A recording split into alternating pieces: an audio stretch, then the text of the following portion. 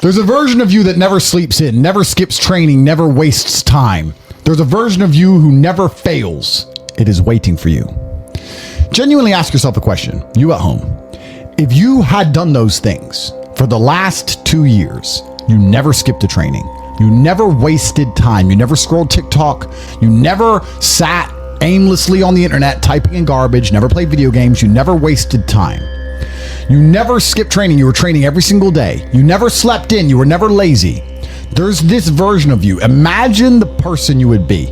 Genuinely imagine what you would look like.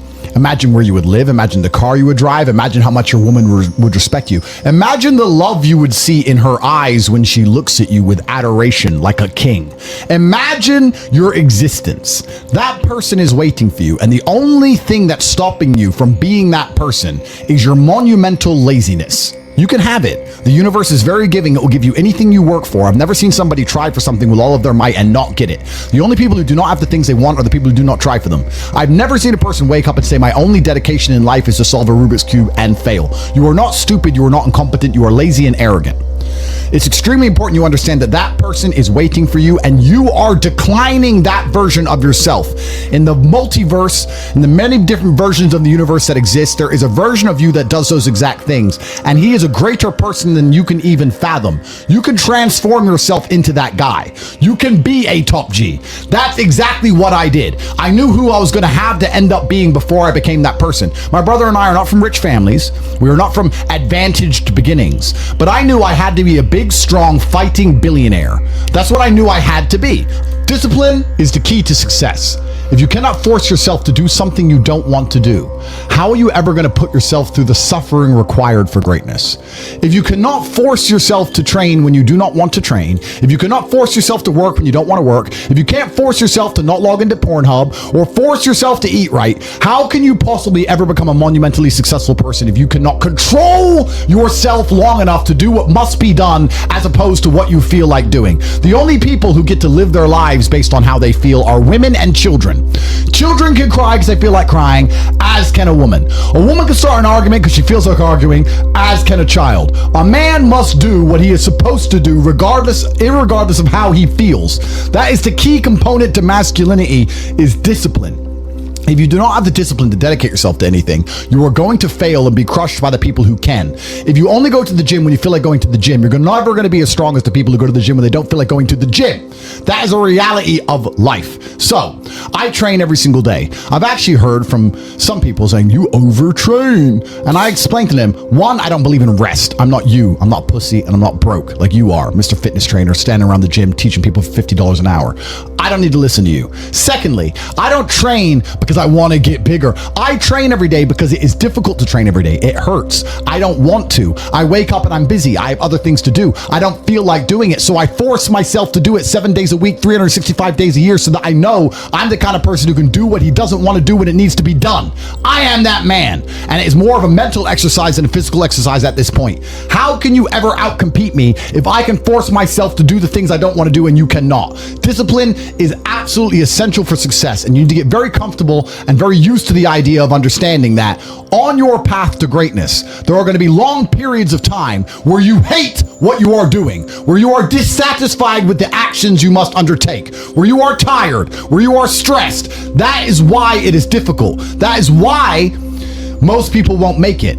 If the path was easy, everybody would walk it and it would lead nowhere. 100 people start the path, 99 fall off because it is difficult, and the one person who makes it to the end gets the gold. If all 100 made it to the end and the gold was divided by 100, it wouldn't even be worth anything. The difficulty gives it value. The fact that it is difficult to do is the key component into the fact you want it in the first place. If it wasn't difficult, everyone would have it and you wouldn't want it because no one would respect it. It's supposed to be hard. Life is supposed to be hard. You're supposed to think this is terrible. You're supposed to suffer and smile through the pain regardless. Discipline is the key to success in all realms as a man. And if you lack it, you stand no chance. You can give most people a roadmap to success.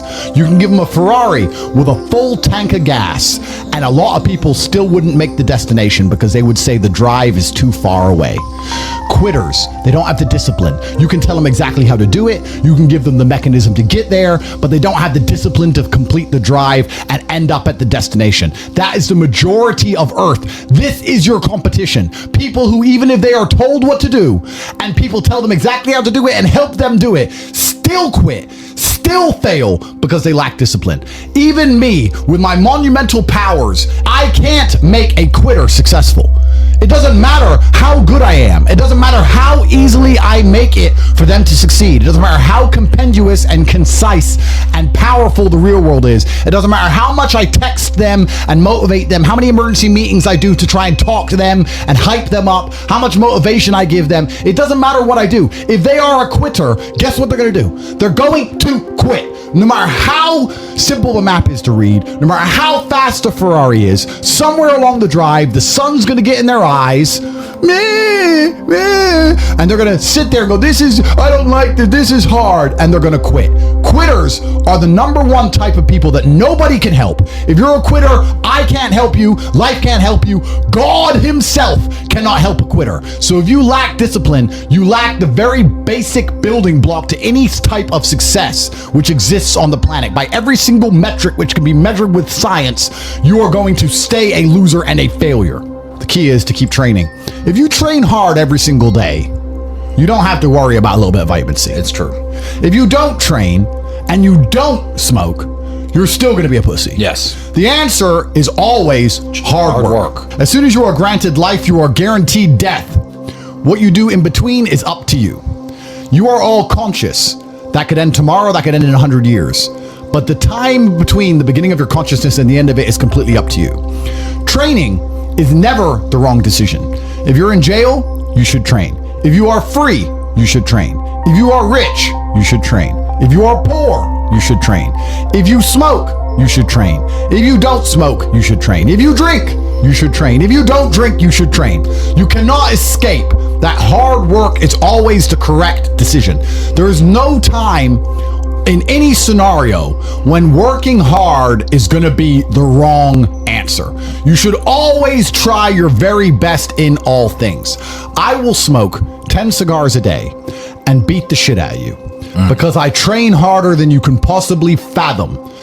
Pain is an extremely important part of the equation. Pain is the elixir of success. When people say this bad thing happened to me and I'm suffering, I say good.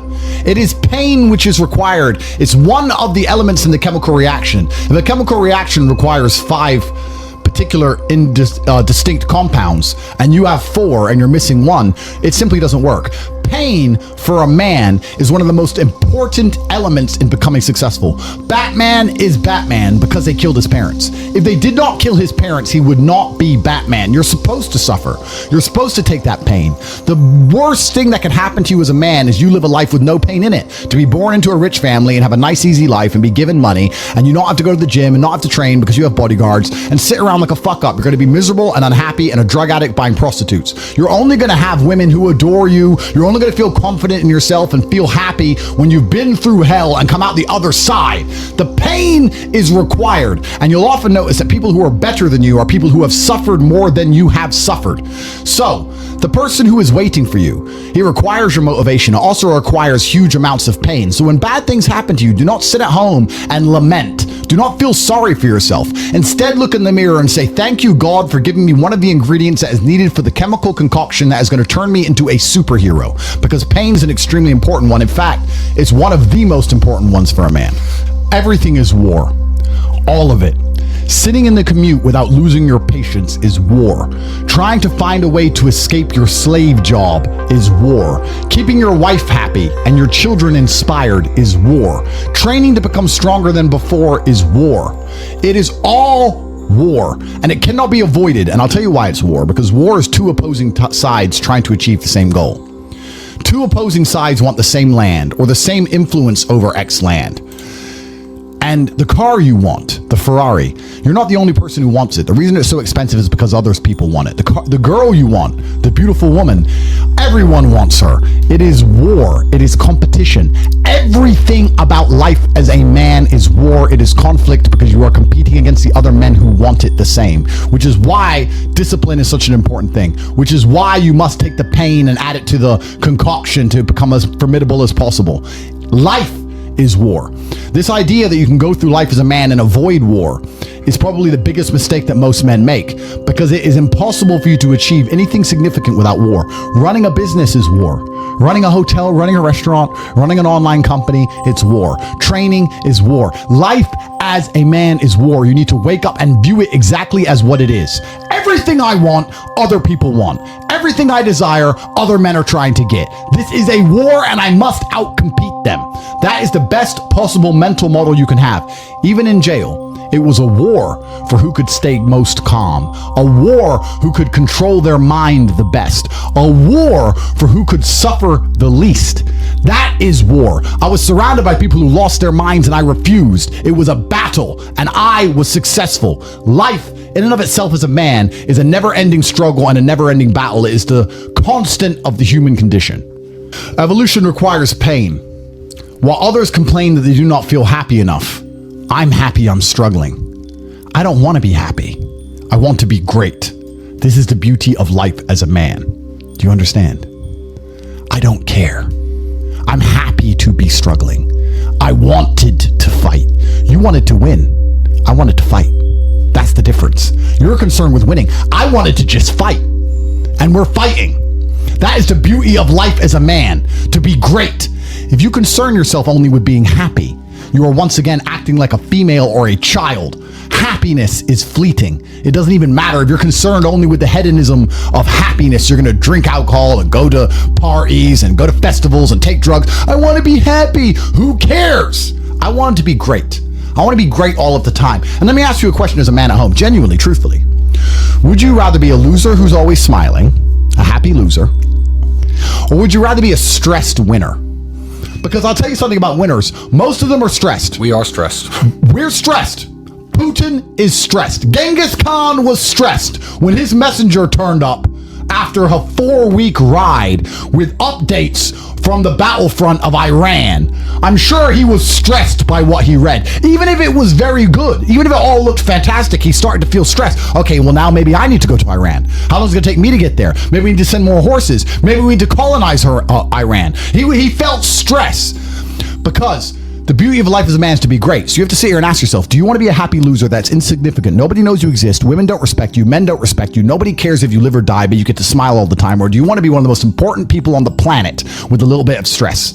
I am brilliant because I've decided to be brilliant. And if I have to sacrifice happiness to be brilliant, then that's fine. You know what the great thing about it is? You know it's amazing what God gives, how the whole world becomes full circle? If you stop caring about being happy and you start caring instead about being great, guess what you end up being? Great.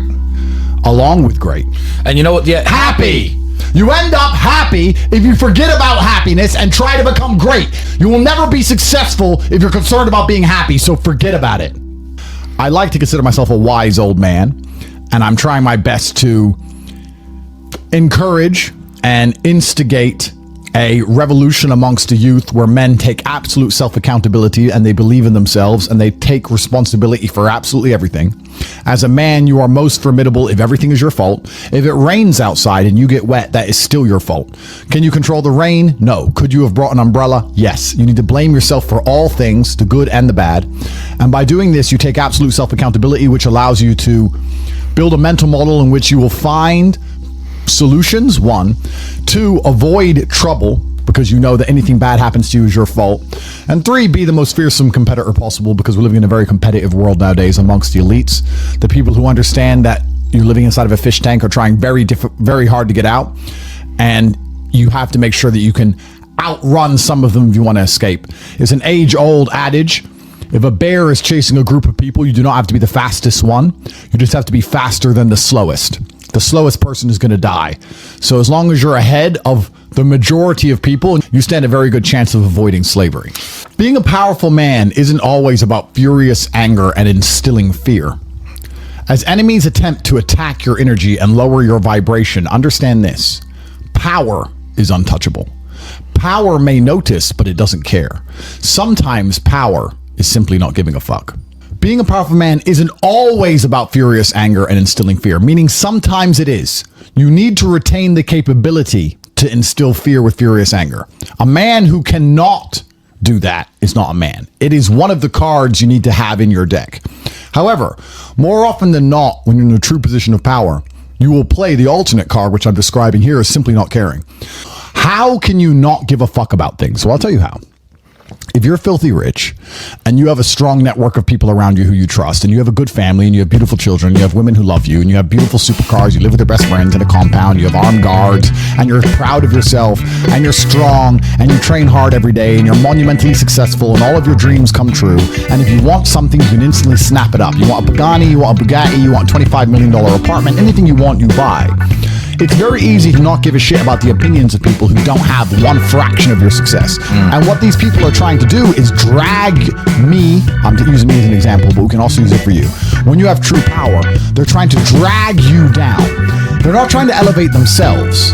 They're trying to drag you down, which is a very different thing. Because it's amazing how God rewards those who are trying to build and create and elevate, and how it punishes those who are simply trying to destroy and be spiteful and negative. And these people are going to dedicate hours and hours and millions of hours of their life towards a certain cause to try and drag people down who they cannot affect because they're already too powerful and too large. And they're wasting their own human experience, and they're not progressing or advancing themselves in any way. They will stay brokies, and we will stay rich forever. So the lesson here is that you need to get to a position where ignoring people is a move in which you're guaranteed success. You can ignore people completely and they are benefiting you, and that comes from a position of power. And I think a lot of you at home right now, you may not be in our position, but if you're already working hard, you're already going to the gym, you're already training, you make sure that you're getting as much muscles as possible, as much money as possible, you're dedicated, you don't sleep in, you don't waste your time, you don't smoke weed, you don't play video games, you're focused on trying to become fantastic as a person, you can just ignore that girl.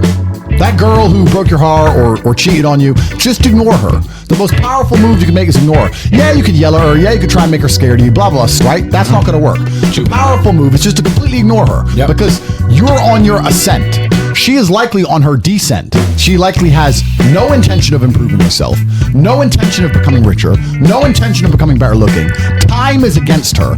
As she gets older, she's going to lose her looks. You're going to continue your ascent, and she's going to have to watch you for the rest of her life be the man that she could have been with that she's no longer good enough for.